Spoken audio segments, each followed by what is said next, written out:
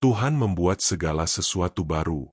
Dalam hidup ini, setiap orang pasti pernah mengalami masa-masa yang berat. Ada kegagalan yang meninggalkan luka, dosa yang membuat hati merasa kotor, dan masa lalu yang terus menghantui pikiran. Tidak sedikit orang merasa hidupnya sudah terlalu rusak untuk berubah.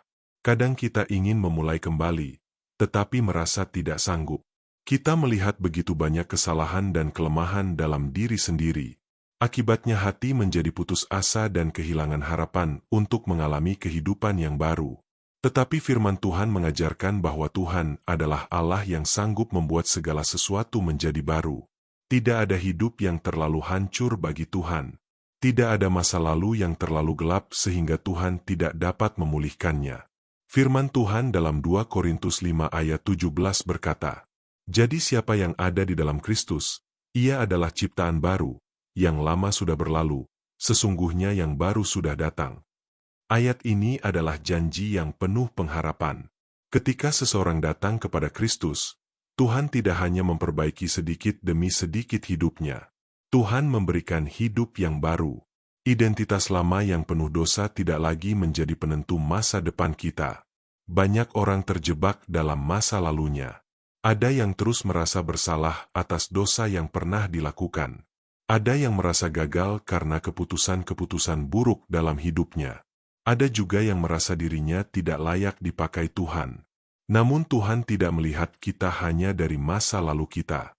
Tuhan melihat siapa kita dapat dibentuk menjadi di dalam Dia. Lihatlah kehidupan Paulus. Dahulu ia adalah penganiaya jemaat Tuhan. Tetapi setelah mengalami perjumpaan dengan Yesus, hidup Paulus diubahkan secara luar biasa.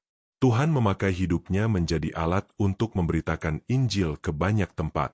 Itulah kuasa Tuhan. Tuhan dapat mengubah hidup yang paling rusak sekalipun menjadi kesaksian kemuliaan-Nya. Yesaya 43 ayat 18-19 berkata, "Janganlah ingat-ingat hal-hal yang dahulu, dan janganlah perhatikan hal-hal yang dari zaman purbakala.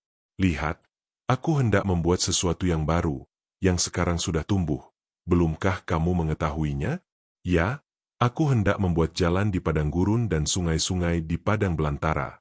Kadang manusia terlalu fokus pada kegagalan lama sampai tidak melihat bahwa Tuhan sedang membuka jalan yang baru. Tuhan mampu memberikan pengharapan baru di tengah hidup yang terasa kering dan kosong. Namun untuk mengalami pembaruan dari Tuhan, kita harus mau datang kepadanya dengan hati yang terbuka. Kita harus mau meninggalkan dosa, kepahitan, dan kehidupan lama yang menjauhkan kita dari Tuhan. Tuhan tidak pernah memaksa manusia berubah. Tetapi ketika seseorang menyerahkan hidupnya kepada Tuhan, Roh Kudus bekerja memperbarui hati dan kehidupannya. Roma 12 ayat 2 berkata, "Janganlah kamu menjadi serupa dengan dunia ini, tetapi berubahlah oleh pembaharuan budimu, sehingga kamu dapat membedakan manakah kehendak Allah, apa yang baik, yang berkenan kepada Allah dan yang sempurna." Hari ini mungkin ada bagian hidup kita yang terasa rusak dan penuh kegagalan. Jangan menyerah pada keadaan. Datanglah kepada Tuhan. Bersama Tuhan selalu ada kesempatan baru, pengharapan baru, dan hidup yang baru.